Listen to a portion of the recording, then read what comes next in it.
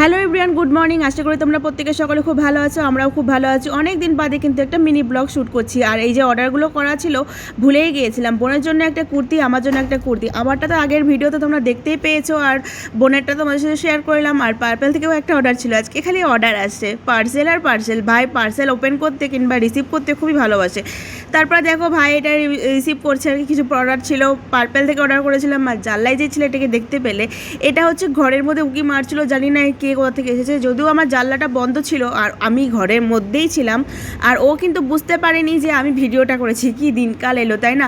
সবাই খুব সাবধানে থাকো আর এইসব মানে লোকেদের থেকে দূরে থাকো। বলা যায় না আজকাল যা ঘটছে সমাজে, কখন কি থেকে কি হয়ে যায়। তারপর দুপুরে রান্নাবান্না করলাম, ডাল, পটল ভাজা, মাছের তরকারি, আর হয়েছিল কাঁকরোল ভাজা। তো ভিডিওটা যদি ভালো লাগে অবশ্যই সাবস্ক্রাইব করে পাশে থেকো, আর অল নোটিফিকেশন অন করে দিও, আর একটা লাইক করে কমেন্ট করে দিও।